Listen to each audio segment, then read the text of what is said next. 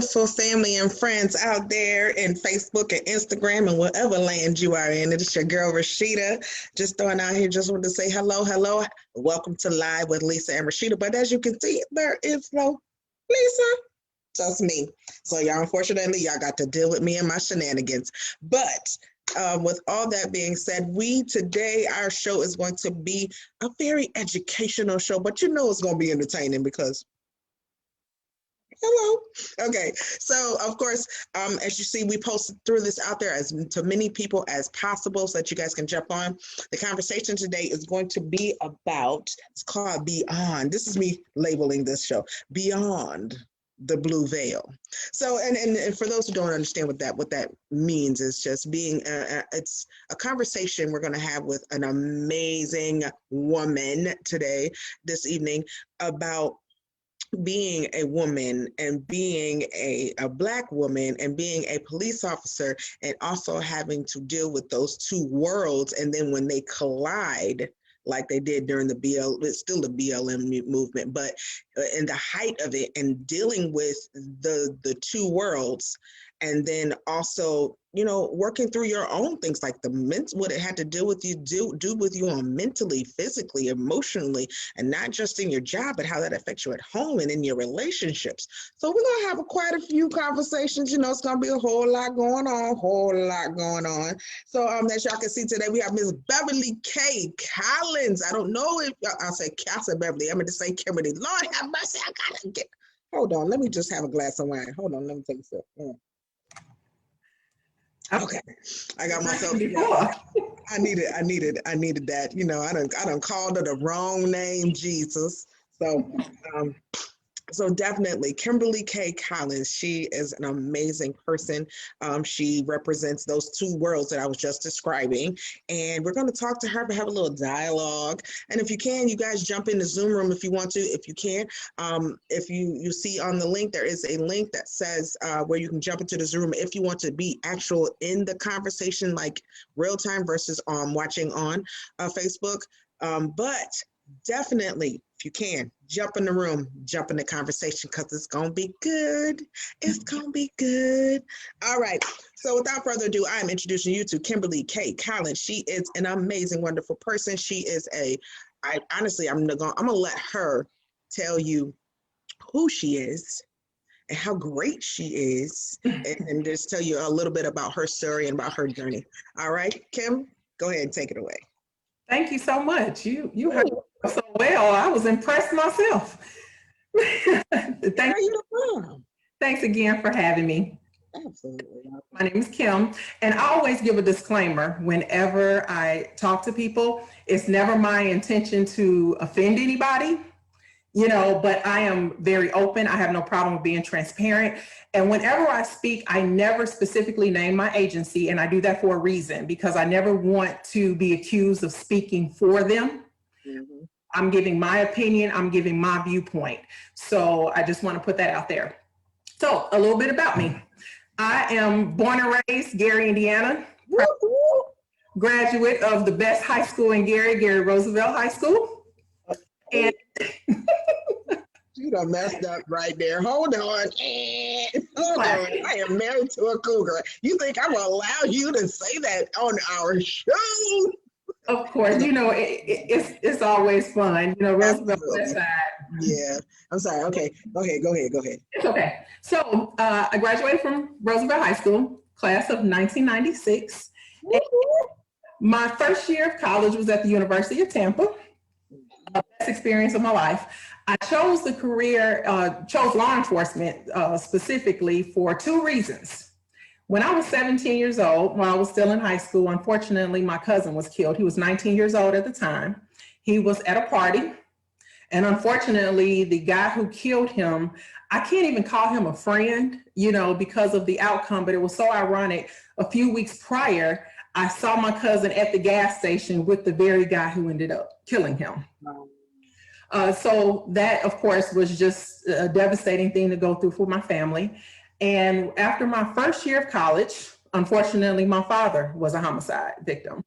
And my dad was also shot and killed by someone he knew. And it forever changed my life. forever changed me. And when I decided to go into this career, unfortunately, I had a bad experience with a police officer, and it was a female police officer who was assigned to my dad's case.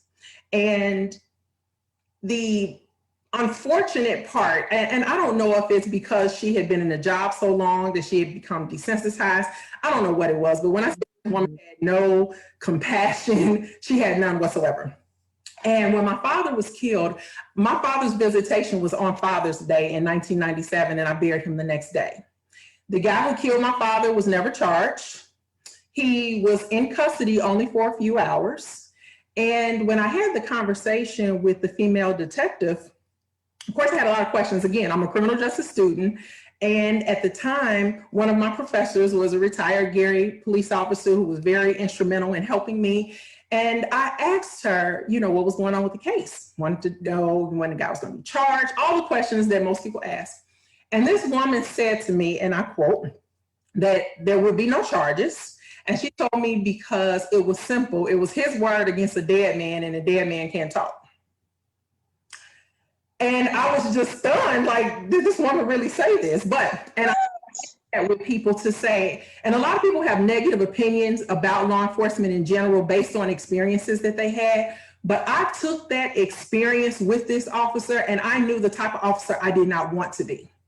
You know, instead of, you know, saying, oh, police officers are this, that, and the other, that's just what I didn't want to be. So I graduated from college. I got a bachelor's degree in criminal justice. I have a certificate in public management, and my master's is in public affairs with concentrations in criminal justice and public management. You better give me all them letters. Give me all them letters after your name. It's a mouthful. And I also want to share this. That year, 1997, was a year I'll never forget. My father was killed, and then a few months later, I found out I was pregnant. I was 19 years old. So I was a young single mom who had to struggle being a mom and working and all of that to get through college. And it was my goal to finish my master's degree before I turned 25 years of age, which by the grace of God, I was able to do that. And my first job right out of college, I was 22 years old. I was an adult probation officer. I worked for the felony court in the criminal justice department in Lake County. It was quite an experience because, of course, again, I was young, and you can tell I was really young. So starting out, I had a lot of people who felt that they did not have to respect me or my authority. I had a few people who would tell me, you know, I got kids your age.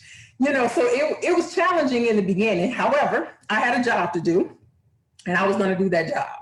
So I did that for 13 years. My ultimate goal, I always wanted to be a federal agent, and I worked towards that goal. And by the grace of God, I was able to realize that dream. Come on, girl. In 2013, so I left probation. I became a federal agent. Again, I won't name the agency, but after I left the academy, my first assignment was in Detroit, where I worked violent crimes in Detroit for a few years. And Wait a minute. Violent crimes in Detroit? Yes, violent crimes in Detroit. Ooh, God bless you. Assaults, homicides, you name it. I definitely got some experience in Detroit, and that experience prepared me for my transfer to Chicago, where I worked the same assignment. So that's been my experience. Now, as far as, do you want me to go into being? Go ahead. Okay. So go ahead. I'm just going to let you get your spiel out, and then I'm going to start picking. Okay. Sounds good. You know, this career has been a blessing to me, because, and it's not a job. And I say that, I mean, this is a career. This is what I work for. This is like everything to me. But it also comes with a great deal of stress, pressure, you name it. Because unfortunately, people tend to stereotype. Come on. Tend to generalize. And I spend a great deal of time volunteering. I speak in schools. I love speaking to the community. Because number one, I want young people to see, a person, number one, that looks like them, and someone who can definitely relate to them. Unfortunately, whenever I travel, and it's amazing because a lot of times when I travel armed, and, I usually have to have my credentials. And it's just amazing the attention that I get, especially like in the airport, because it's like, wow, you're Black and you're a woman, because of course they're so used to it. And being a federal agent, of course, comes with a totally different set of stereotypes. Absolutely. On top of being in law enforcement. So I strive to be relatable to people. I was just raised to respect everybody. It doesn't matter who it is. And I have encountered a number of different types of offenders. When I was a probation officer, whether they were murderers to child molesters, you name it, I had to deal with it. But at the same time, I had to look at the fact, these are people, these are human beings, just like I am. And I had to tell a couple of coworkers along the way who were very, very critical, had a lot of things to say. For a lot of people, the difference in the criminals and people who aren't criminals is that the criminals got caught and the other people didn't. Wow. And you have to look at situations. When I was working as a probation officer, and I think that was my greatest experience because it gave me an opportunity to actually sit and talk to people. There were two parts of my job. I supervised people that were on probation, but I also had to interview people and complete what we call pre-sentence investigation reports. And those are the reports that the court used to determine an appropriate sentence for a person. They're going to look at the good things about a person, whether or not they have an education, whether or not they did drug treatment, and of course the bad things, their criminal history and things, and the age of the victim. One thing that I learned with a lot of people, childhood experiences, and oftentimes people don't think about it, and I don't think they realize the things that children see and are exposed to, of course, stays with them. Absolutely. Oftentimes, a vast majority of the people that I dealt with who had drug problems, once you got to the root to find out, okay, what are the issues? Oftentimes the drugs and the alcohol is what they're using to basically try to deal with what's going on. The unfortunate part is they get high, and for that moment that a person's high or drunk, those problems don't exist. However, once they come down off that high, or once they are no longer intoxicated, of course, is still there. Right. And that's just the unfortunate part of it. And unfortunately, a lot of times you see a vicious cycle. And I always tell people, just because you were raised, by parents who may have been in and out of prison, or on drugs, you don't have to follow that same pattern. However, unfortunately, for some people, if that's all they know, unfortunately, a lot of times you see the pattern repeat. Absolutely. That happens quite a bit. That's not just in your field, that's just in life.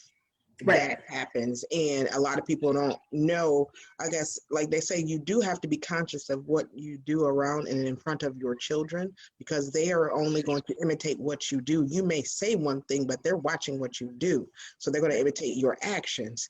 So, well, let me ask you this question. Now, with all of the situations that have occurred with all the senseless violence and the death, and now we're really saying it's always been there. Now it has a camera, it has a spotlight on it. So with that, how did you, when in the, I don't know where, if you were still in the position that you hold right now, or how did you deal with being a police officer, and in the midst of, at the height of that, which was during COVID, which was, I think, the COVID and the BLM movement, the collide between the two was a huge eruption. And how did you mentally separate or even try to navigate that situation at work and as a Black woman, because I will say this, Sandra Bland, baby, I look like a Sandra Bland. We all look like a Sandra Bland, a Breonna Taylor. So it's, how do you go, oh my God, this is my colleague that we all took this oath and they are doing these things. And then now I could be the same. If they didn't know, they pulled you over and didn't know that you had all of these credentials and who you were, will they treat you just like they did Sandra Bland? But how do you separate the two and still, because I'm not a police officer and I was just an emotional wreck.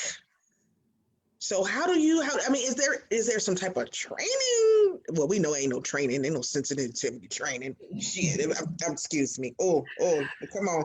Hold on. I will tell you, I have shed a lot of tears over the years, and not just within this past year. Okay. Because as you said, this has been, something that has been going on, unfortunately, for years. I've shed a lot of tears. Of course, I've prayed a great deal. I thank God I have a praying mother who I know prays for me all the time. Of course, I pray. I've utilized EAP, which is the Employee Assistance Program, and unfortunately, a lot of times for us, in the Black community, counseling is frowned upon. People say, oh, I'm not crazy, or there's some, terrible stereotype that's attached to it. But no, everybody needs somebody to talk to. And the problem that I've had with this, and it's one of those where, of course, being in law enforcement, you have people who will see you as the enemy. As I mentioned earlier, a lot of times people generalize, and I tell people, stop saying all cops are bad, or stop saying, because we're not all in the same category. Unfortunately, because I'm in law enforcement, I get that. And if I defend or try to explain what it is that we have to do, I'm accused of being on their side. Mm-hmm. So I get the Black people are Black people's own worst enemy, and then there's the other part of it. The very agency that I work for, the very agency that whenever I, especially when we're in difficult situations, whether it be a search warrant or something where, you leave home, you don't know if you're coming back home, but it's terrible when you're having to look at the bad guy, but also looking over your shoulder for the coworkers that you work for or work with. Mm-hmm. So it's one of those situations where it's very difficult, and I tell people all the time, I am not going to make excuses for officers. I've gotten into debates with people when I try to explain situations where it comes with training. For example, prime example I can give, the shooting in Atlanta, and I cannot remember the victim's name, but he was in the drive-thru. And there was a situation where the officers ended up shooting him, and he was able to gain control. Before they shot him, he gained control of the officer's taser. And he fired the taser, and people were asking me, well, how can they justify using deadly force when a taser isn't considered to be a deadly weapon? I had a lot of people, specifically Black people, who got upset with me because I had to explain to them, in that particular situation, I understood the officer's actions. I had an issue with the officers not being able to contain the situation before it got out of hand. But the moment that the victim gained control of that taser, it became a deadly weapon because it was in the hands of an individual who was not trained to use it. Had he been successful in firing that weapon and hit that officer in the face or his eye, he actually could have killed him. So it's explanations like that, unfortunately, that get people upset, with me when I try to explain what's happening. I know for me, as I said before, I've shed a lot of tears because it frustrates me so much, because I see so much that's wrong with our justice system. And it definitely applies differently when you're dealing with white, because there are a lot of white offenders that are uncooperative, but it's amazing how officers are able to deal with the situation and de-escalate it, and those white uncooperative people aren't killed when we have Black people who always are. Prime example, and I've talked so much about January 6th, you know, at the Capitol building, and I don't care who has a problem with it, but I have said from the very beginning, and I watched it, had that been Black Lives Matter movement or any other minority group, we would not have been able to even get beyond the steps of the Capitol building. There would have been a lot of fatalities in that situation, a lot. Absolutely. And like I said, it's so frustrating because I tell people I catch hell all the way around, you know, when it comes to these types of situations. And for me, it's therapeutic situations like this, where I'm able to talk to people and I'm able to let people see that, you know, I'm a totally different type of person as it relates, you know, to law enforcement. You know, whenever I'm on the street or whenever I go in contact with a person, I don't have my badge on. I don't have anything that identifies me. Because unfortunately, when people see police or if they see, you know, federal agent, their attitude is going to change drastically because they're not going to say, oh, well, let me see what this officer is going to say. They are instantly combative, they are aggressive, and they don't want to hear anything that you have to say. And I can't blame some of them, because I'm going to tell you, I've gone to houses and coworkers that I have to say, look, don't say anything. Because you have people who, specifically white people, you know, who I just say they don't think before they talk. I remember knocking on the door one day. I'm looking for a guy. We go to a house. It was the girlfriend's house, but he, of course, was in and out. And I told him, because this was an individual I knew his mouth would always get him in trouble. I said, look, don't you say anything. I'll talk. Of course, he didn't listen. So I'm talking to the young lady. She's fine. He says, and their kids running around, he asked her, which one of your baby daddies is he?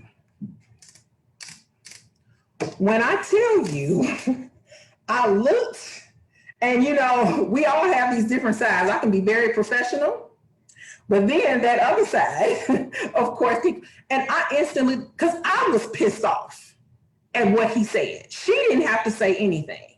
You know, and I sent her back to her. He's like, what? I said, first of all, just because you see this Black woman with these kids, number one, you don't even know if those are all her kids. I gotta jump in. I gotta jump in. Okay, where is the training for that officer? Where is the sensitivity training? It's 2020, 2021. You need to know how to talk to us. Part of the issue and the concern is that there is disrespect when it ain't nobody even said nothing. We're innocent, you know, but we are stereotyped, we're disrespected, we're downgraded, talk nasty to.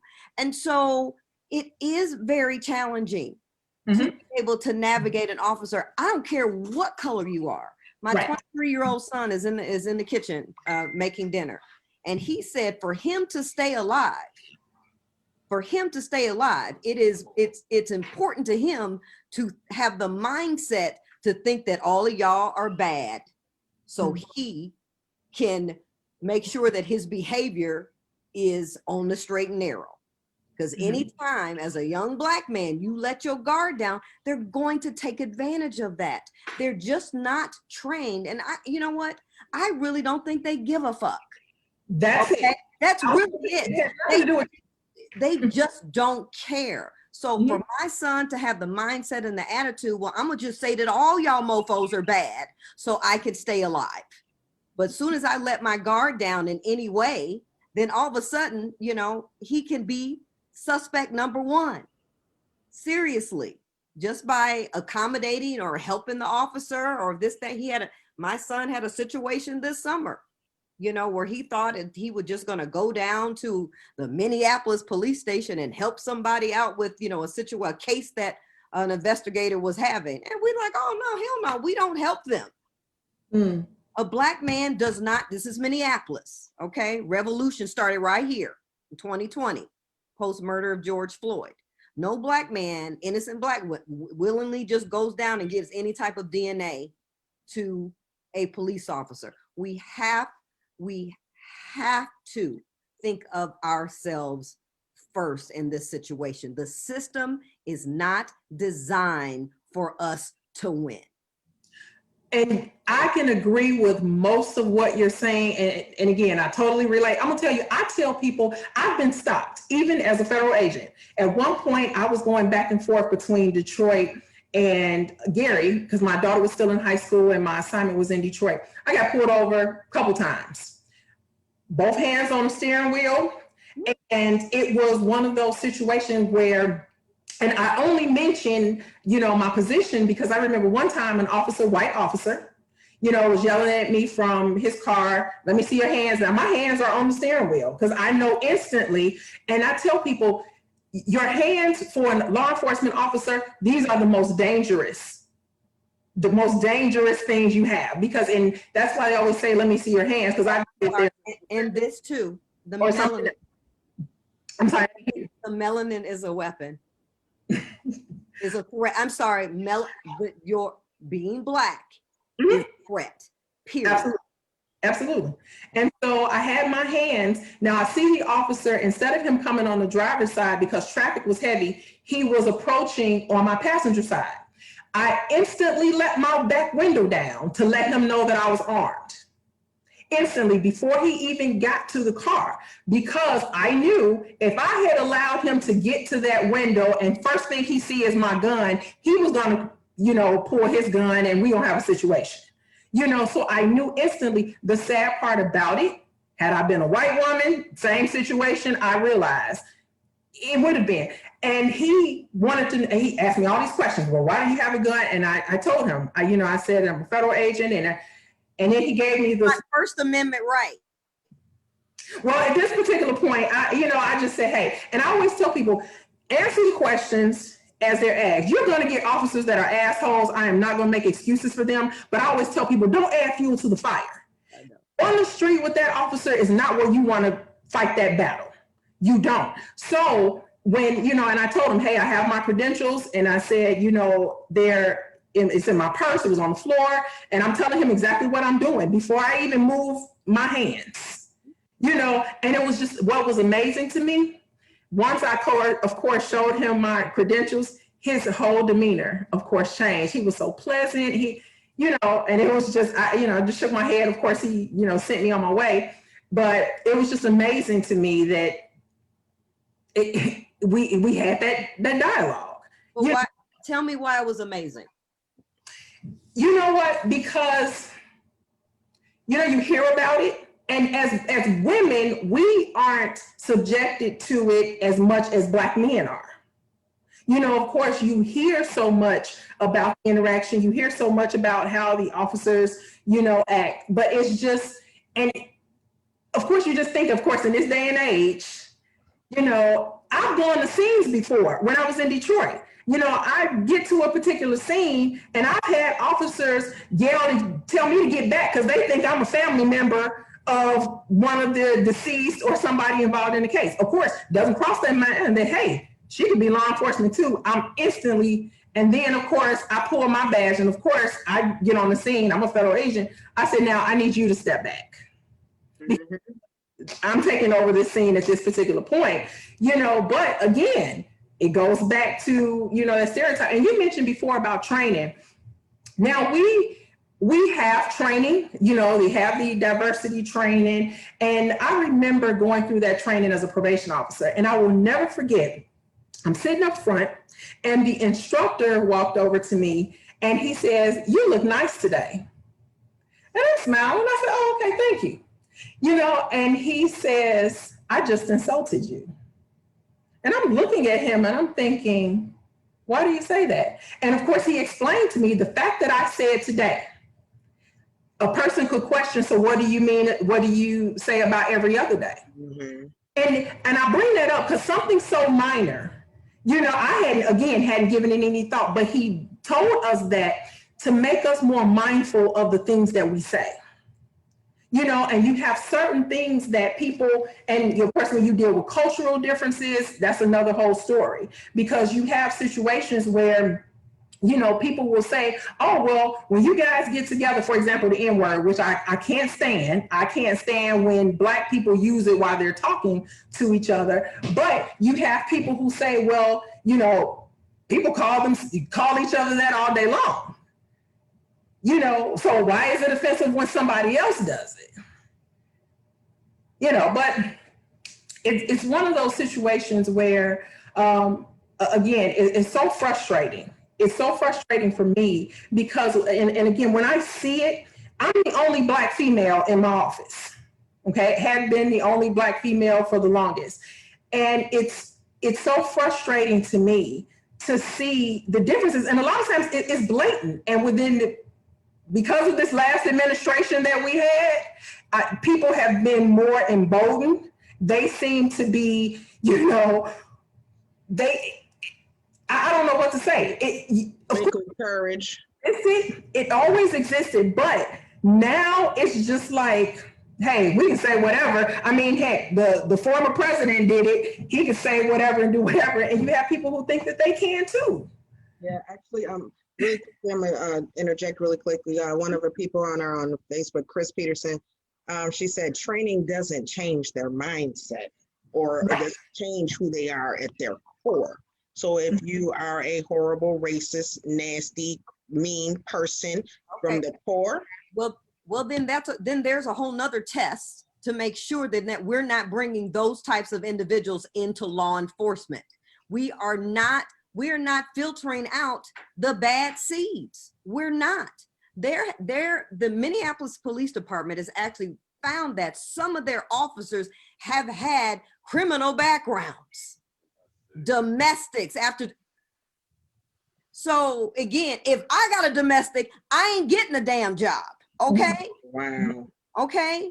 So the system, we'll just go back to the system, the brokenness of the system, the criminal justice system, broken. It's a whole system from basically school to prison if you're Black or brown. Okay. The educational system, same thing, broken. So for us as Black women, racism, all this shit is for them to fix, but they're not going to because they benefit greatly from it. Mm-hmm. All right. We also have a viewer on here. His name is Dave Grunko. He is a white man, so he has he is definitely on. I've been trying to get him in the room. He has been on here just blowing the Facebook up with all the questions. He said the justice system is, excuse my French, fucked up and needs to change. Mm-hmm. The police need to stop the crime on Blacks, and everyone need to be treated like one. We all need to come together, and this oppressing needs to stop pronto. He's also asked this question: why is everything got to be a white thing? That sounds racist to me. He said it could be Mexican, Asian, Puerto Rican. Just curious. I'm asking the question. Why is it? He said, just asking the question. He said, please don't shoot the messenger. So I just wanted to throw that question out there. And it feels good to have someone other than just of people of color. You gotta have all sides and all points of view here. So I'm just throwing out all of these questions out here so that we also can engage. So that's basically what he said. Unfortunately, the vast majority of what we've seen when it comes to the difference in treatment, when it comes to racism and generally, again, it's not all white, but that's been primarily what it was. And I also tell people, just as all Black people aren't criminals, police officers aren't bad. I don't look at all white people, of course, as being racist. But again, when you look at the history and the way things have been, unfortunately, that's what we've dealt with. When you look at a lot of these police involved shootings, the officers are white. Your victims are Black, and again, every person that's injured or killed in a police involved shooting is not always Black, but the vast majority of our victims are Black. And then you have those types of situations where, and people are probably going to get ticked off at me when I say this, however, I'm going to say it anyway. When it comes to the Black Lives Matter movement, I support and agree with a lot of what it stands for, but then there are parts of it that I do not. I have a serious issue, and this happened actually a few years ago. We had a police involved shooting in Gary, And you had people that had petitions and they wanted this officer, you know, to be charged with killing this young man who, based on what had transpired, the officer, it was a justified shooting. I need people to understand when it comes to law enforcement, deadly force is just that. I have people who will say, well, the officer didn't have to kill him. He should have shot him in the leg, or he should have shot him in the arm. Or the training does not tell you to shoot to just injure. Deadly force is just that. If I have an individual who pulls a gun on me, I'm sorry if he's 16, and I tell people the younger people will kill you faster than the older ones. Can't say, well, oh, he was only 14 or he was only 16. That 14 or 16-year-old could kill you. If I have an individual who pulls a weapon on me, I don't have to wait to see what they're going to do with it, because guess what? While I'm waiting to see what they're going to do, you know, I can be dead. And so the biggest issue that I've had with the Black Lives Matter movement, and I've asked a number of people who were a part of it, why does it seem that Black lives matter more when Black lives are lost at the hands of police officers? The same people who are out marching and people pull out their phones. I've done so many search warrants and been on so many calls as an officer, and we see people with their phones. They're recording everything we do, and I'm okay with it because I'm going to do what I'm supposed to do. And I'm going to do what's right. So you can record me all day long, you know, and they always want to come forward and you have something to say where this police officer did this and people are talking. And I encourage people to speak up when you see police doing wrong, but I also encourage people to speak up when you see other people that are doing wrong. You know, Black lives should matter whether they are, you know, affected by a police-involved shooting or a person on the street corner. But you get a lot of people who want to advocate for that no snitch rule and don't want to speak up when it's a Black person. And I had a person to tell me it's different. You know, for a Black person to be killed by another Black person, it's different. It's worse when they're killed by a police officer. I don't get that logic.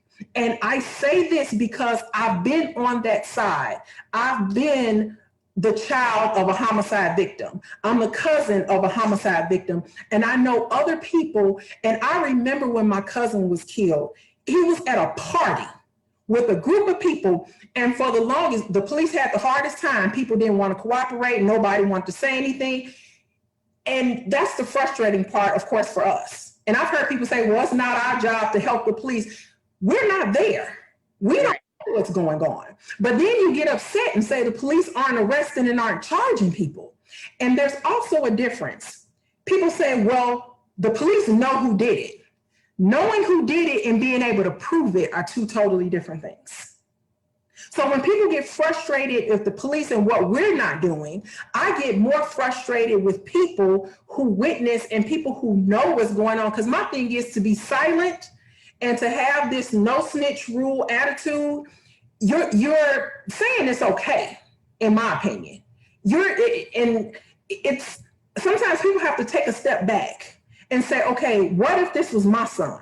What if this was my brother? It may not be today, but it could be later on. And I've actually had that conversation with people. You know, I had one person in particular, and I won't be specific about who it was. They had that attitude. You know, they saw something that had happened before. You know, a person had been killed and the body was dumped in a dumpster. They saw the people do it. But their attitude was, I'm gonna mind my business. That has nothing to do with me. And unfortunately, a couple of years later, that very same person, their child was killed. And my thing is, that person, of course, had parents. You know, so it's, and I don't know, a lot of times people say, well, it's a safety thing. People are afraid, you know, they don't want people retaliating. Okay, I get that. Most police departments have an anonymous line where you can call and give information, you know, and if they advertise it as being anonymous, that's something that they have to adhere to.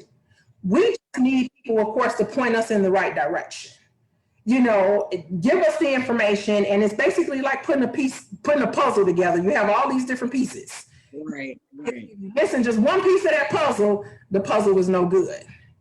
have to get to a point where we are just as outraged when it comes to the police as we are with each other. Absolutely. That is a great point. Absolutely. But let me throw a little bit of information in here. I did a little research. Mr. John Q. Williams, he is a Garyite. Is that even a word? Garyite? Is that right? I'm sorry. It's your show. It can be whatever it wants. Yes. Okay. All right. Well, okay. So he was here in the 80s and 90s. I'm just going to do a little summary. I did a little research. He's now a sergeant with Athens Clarke County Police Department. He refers to the tension at the center of his identity and career as the black and blue conundrum. I said, okay. Said he remembers white police officers waiting around. He's giving a just like back in the day when he was in Gary. He said waiting around after football games, whether they were in Dyer or Munster or wherever, that they were hanging around with handcuffs, and after the football games, just waiting in the black communities. And he said he had a horrible experience because he was just finishing up a game, and he was driving his mom's new 89 Riviera, and they pulled him over talking about they wanted to just make sure he had insurance and everything was in place. And he said that really stuck with him and that experience. And Lisa has also said to me, she said when they were in high school and they were at different events, they had to make sure that they were in groups together. They came together, they had to leave together. I was like, what? She was like, it was that serious because there were certain places this was in the 80s. I'm like, wait, what? She was like, yeah, there were certain areas in, what did she say? Valparaiso. You got a game out there, you all go together, you come back together. There was no everybody take one car. It was a trailing thing because it was just a safety thing. And I'm just like, this is the 80s. And I personally, because Kimberly, you said you graduated in 96. I graduated in 95. We were around the same age. I have never, ever had to experience anything like that. I mean, and I was a cheerleader. So I was all in the sports and doing multiple things. And I went to a predominantly white school, but it was in the 90s. It was the mid 90s. But still,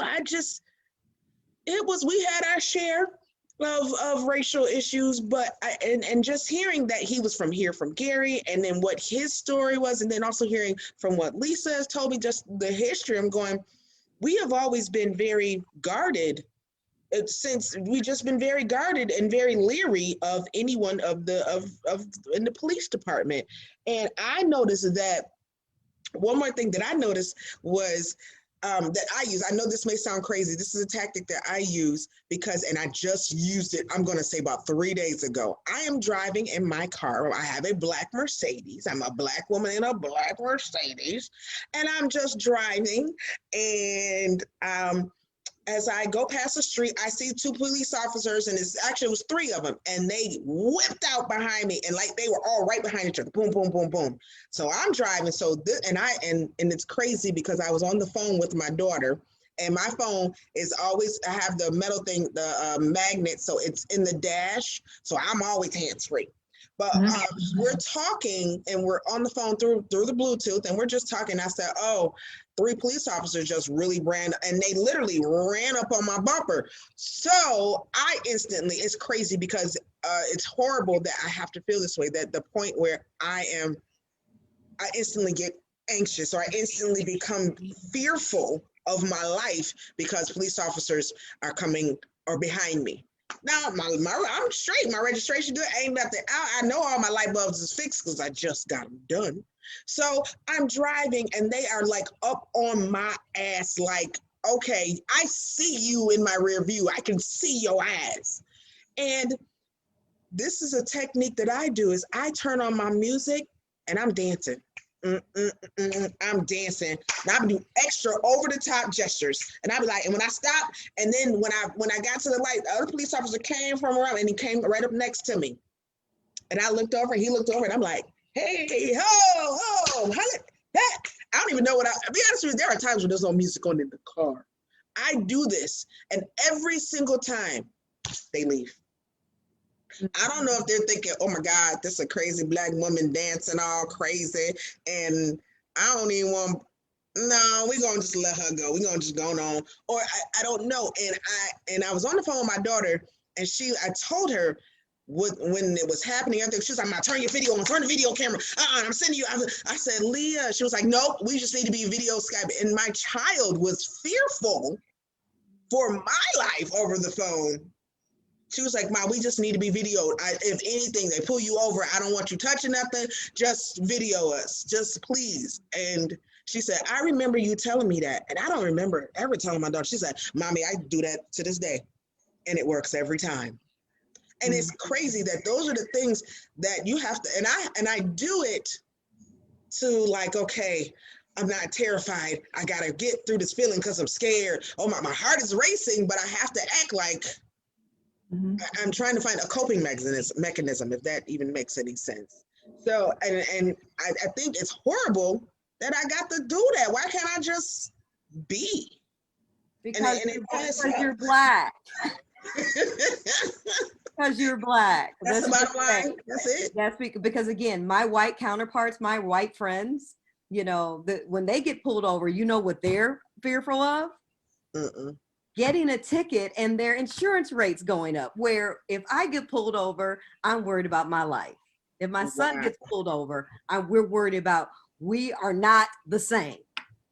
You're right. You're absolutely right. So your heart rate is up. These instinctual things come up because we're Black people. It is really our safety mechanism, like that gear kicking in, right? Just like, you know, it's kicking in, you know, on how to protect ourselves and how to, you know, because again, the default is my sons automatically know, okay, just like you said, Kimberly, you know, hands up on, you know, being very intentional. Officer, I'm not moving, I get pulled over, I have my permit to carry.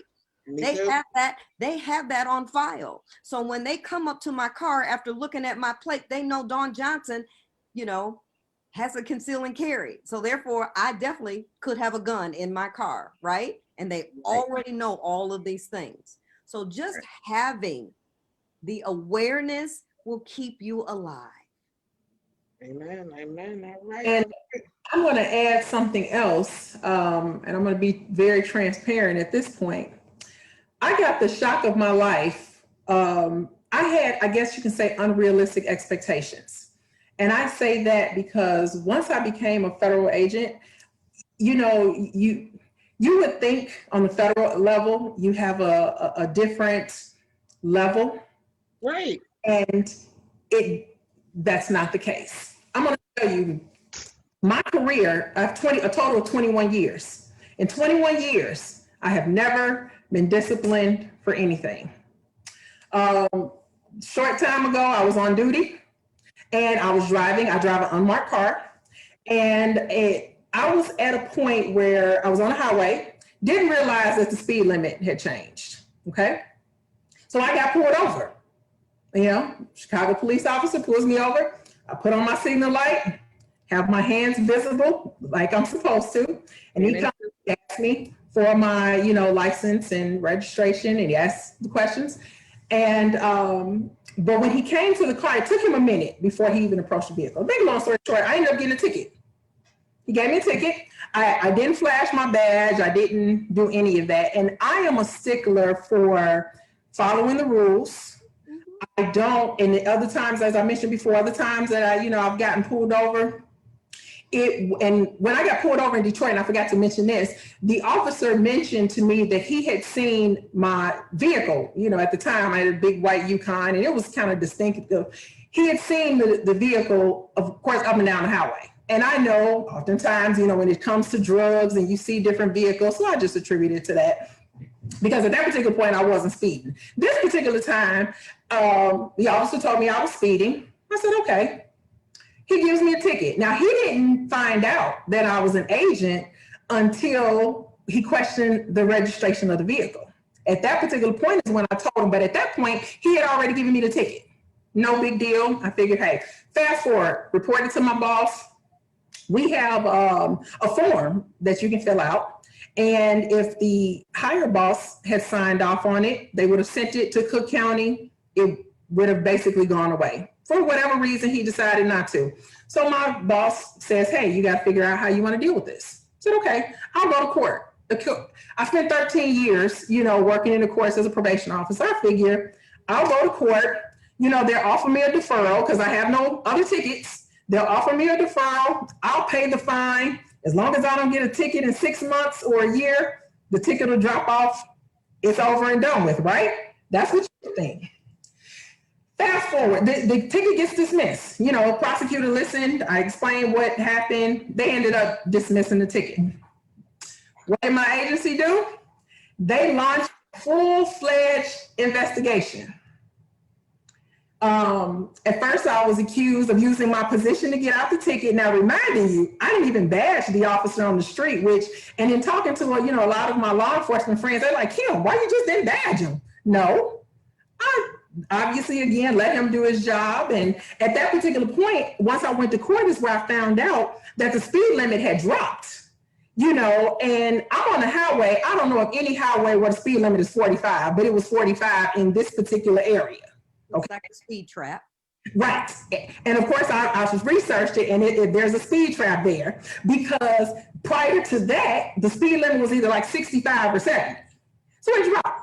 Okay, no big deal. But I went through and all of this, and honestly, still dealing with it with my job, where they accused me of misconduct. At first it was you use your position to get out the ticket. Well, of course, they interviewed the officer, and he was honest. He said if I had just shown him my badge from the beginning, he wouldn't even given me the ticket. But what gets me is that it went from one thing to another. Now the issue is, as a federal agent, you're supposed to adhere to all federal, state, and local laws. So the fact that I was speeding, I wasn't adhering, and they tried to fire me. Wow. And the thing that gets me, and I sit back and I'm thinking like, wow, now reminding you, in a 21-year career, 21 years, I have never been disciplined for anything. But you want to move to fire me for speeding? While being Black. Absolutely. And that's what it boiled down to, because it's amazing, because I know for a fact there have been others within my agency. I know of 2 individuals that actually got arrested for DUIs. Guess what? They didn't lose their jobs. They didn't even face any type of investigation. They gave an explanation. One girl said, oh, it was some medication that I was taking. But my thing is, hey, if you know that you're under the influence, you shouldn't be driving that vehicle anyway. Boom. And I think, and I mentioned that to say, it was an eye-opening experience for me, because I didn't expect this, especially at a federal level. Right. And then, of course, we are often reminded, of the color of our skin. And even with me, as far as, my sex is concerned. Because in this particular situation, my immediate supervisor did absolutely nothing. He was not initiating any discipline. Someone over him initiated it. And the crazy thing about it is that, he verified everything that I had provided, and they questioned the nature of our relationship. So, and it was just unbelievable. And again, it's one of those situations where, and I try not to pull the race card, because oftentimes people say, oh, people are. If it walks like a duck and talks like a duck, it's a damn duck. That's the problem. That's the problem. We need to be calling shit out on what it actually is. And as a Black woman, that is your lived experience, and that is your right to call shit as it is. Fact, period. And which is why, even in this situation, and you will probably be hearing more, seeing more, because unfortunately this has happened. And I know of other, Blacks within, my agency who've had these experiences, but what they've done is they've resigned and they've gone away. Nobody wants to say anything. Nobody wants to speak out. Well, I am not that person. And, and one thing I'll say, and, it's funny, my mom is actually on here as well, but the way I was raised, my mother used to always say, and I know she got it from my grandmother, if you know you're right, you stand your ground, even if you have to stand by yourself. Yes. What you believe in. And that's exactly what I believe. And that's exactly how I feel. And it's something that I try to encourage more people to do. Don't just sit back and allow a person to just feel like they can do whatever. You have a voice, and my voice is loud. And I have no problem with speaking out and talking about what's wrong. And so often, again, we've just been quiet and we've just allowed things to happen. And at some point in time, it just has to stop. And if we actually are able to stand together, and I think I mentioned this in our last meeting, there was a post I saw on Facebook, and I'm telling you, I want to save it. And it says, if we as Black people could stick together like these Republicans have stuck together, I mean, we would be dangerous. Yes, it will be. And people may get upset. And I have friends that are Republicans, understand it. I'm not.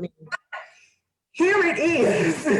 When you look at what has transpired, not just what happened on the 6th, but you look at what happened, during this last administration. It didn't matter how wrong, Donald Trump was, how offensive he was, and how people just still, just supported and backed, and no matter what.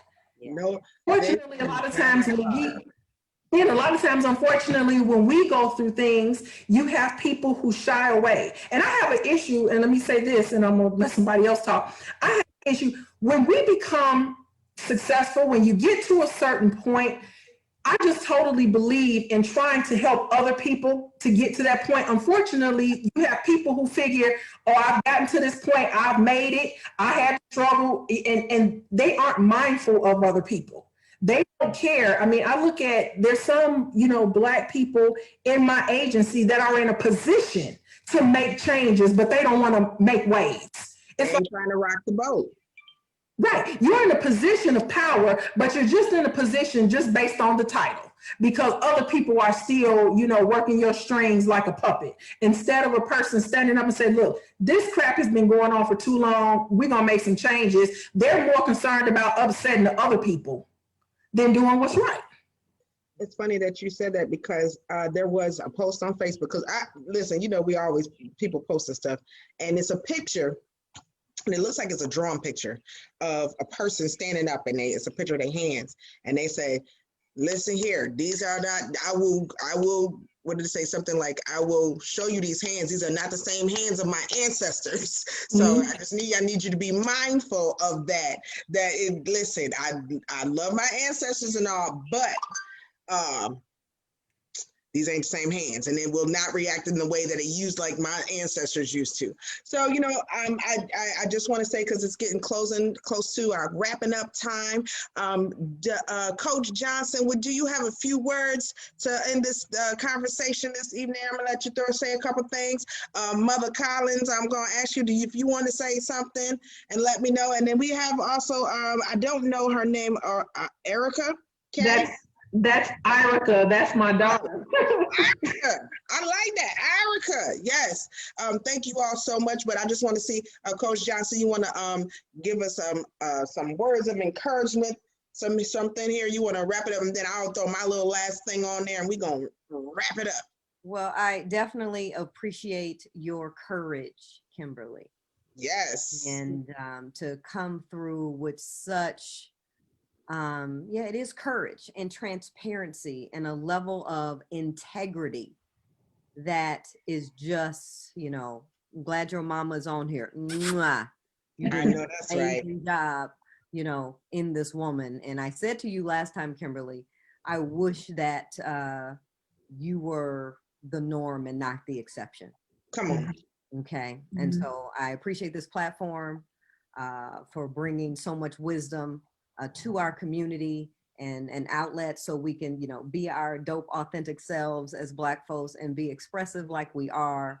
But Kimberly, you dropped a lot of gems, and we appreciate your transparency and just really understanding the depths, you know, of this system, and from the lens of a Black woman. I mean, that this is the most powerful perspective that I've heard from law enforcement, because you are a woman, you are Black. I mean, it is, you get all the business being a Black woman.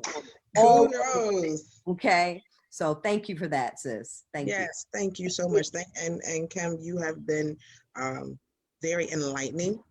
I'm so grateful for, like Dawn said, your courage, because a lot of people they want to have the conversation, but are not willing to come on and actually show their face and share their story, share their opinion, share their oppositions, share that they are in support of BLM, but in certain aspects are not. A lot of people are like, BLM, and they don't, and they go along with the flow of the crowd. And I'm grateful for people that are like you and Coach Johnson and myself as well, and Mother Collins as well. Mama Collins, I'm gonna call you Mama Collins. I don't even know you, but you my mama today too. You know, and just showing the support and being just, I'm here and I have something to say. I need you to hear me. And thank you so much for just sharing your story. Stay strong, stand tall. Keeping you lifted up in prayer is what we all need to do for each other. And I am so grateful to be connected to such an amazing, amazing Black women, beautiful Black women. Look at all this melanin. Won't they do it? Yes, they will. I don't know about you. Hold on. Before I end this session, I gotta have another drink. You know, I always have a cocktail. I don't have anything, but cheers. It's all right. We're going to say cheers to the cocktail list and the cocktailed. No, okay. No, but seriously, I want to say thank you again so much. I appreciate you all. And thank you for taking time out of your schedule. If there's, you have businesses, I know Coach Johnson has a business as well. Kim, I know you have a lot of passion projects as well and things going on in your life. If you can, when you get a moment, type those in the chat box down below, and we will also share this on our YouTube channel as well. So we're trying to get all of our stories and all of this information out to people so it can begin to have more dialogue. And I think key is we have to have really good dialogue and understanding and communicating with one another so that we can get to the next level, which is going to be better. They say in the Bible, we go from glory to glory to glory. I am going from glory to glory, and I'm taking my sisters with me. So I just want to say thank you all so much. Make sure you subscribe to Lisa and Rasheida. Make sure we're on Instagram. We're on Facebook. We making some waves in here and some moves. So thank you all so much. I love you all. And y'all have a wonderful, blessed Wednesday. And I will see y'all next Wednesday, y'all. Let's talk with Lisa and Rasheida. Well, actually, it's just Rasheida. But all right, y'all.